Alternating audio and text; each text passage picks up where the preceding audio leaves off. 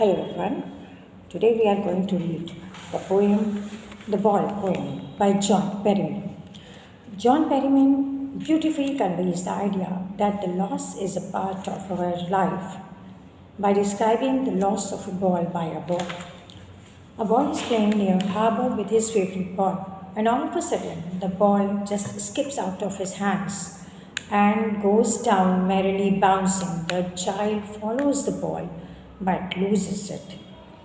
बच्चा हार्बर के पास अपनी फेवरेट बॉल से खेल रहा है। उसके पीछे भागता है बॉल को पकड़ने के लिए, लेकिन बॉल बहुत गहरे पानी में चली जाती है।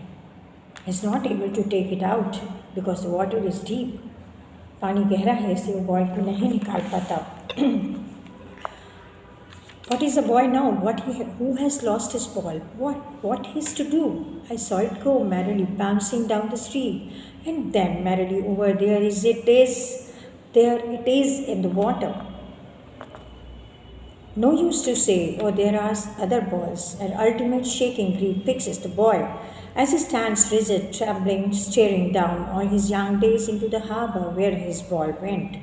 राइटर कहता है मैं उसे कह सकता हूँ घबराओ मत, और बहुत सारी बॉल्स हैं, लेकिन मैंने ऐसा नहीं किया। मैं उसे नई बॉल्स लेकर दे सकता था, लेकिन नहीं किया। अब बच्चा पूरी ज़िंदगी जब भी यहाँ से गुजरेगा यहाँ खड़ा हो जाएगा और इंतज़ार करेगा, शायद मेरी बॉल वापस आ जाए, यहीं गिरी थी। The poet did not help him because he wanted to grow the sense of responsibility into this young mind. People will take balls. Balls will be lost always, little boy. And no one says buys a ball back. Money is external. He's learning well behind his desperate eyes.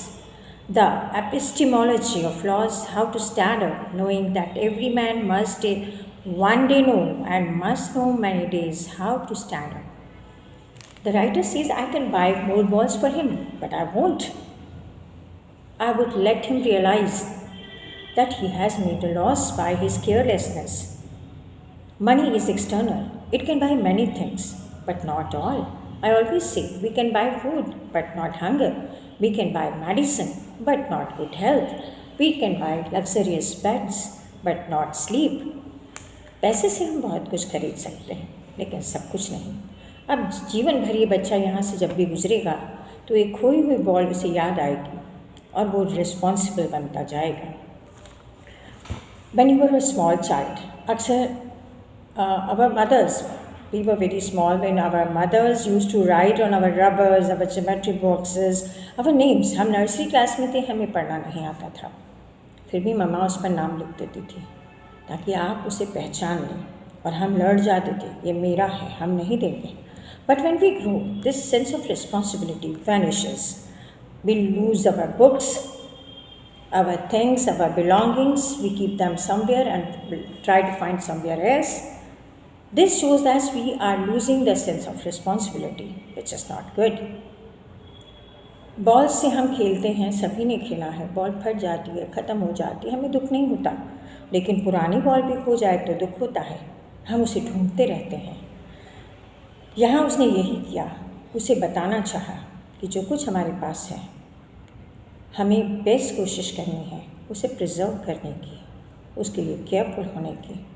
Balls और आ सकती हैं, लेकिन तब उस बच्चे में sense of responsibility grow नहीं करती।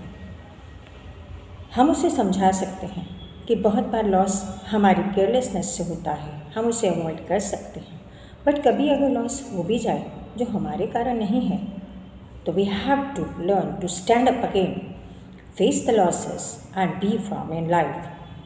अगर हमसे कभी कोई कुछ खो जाता है, टूट जाता है, तो हमें निराश नहीं होना है।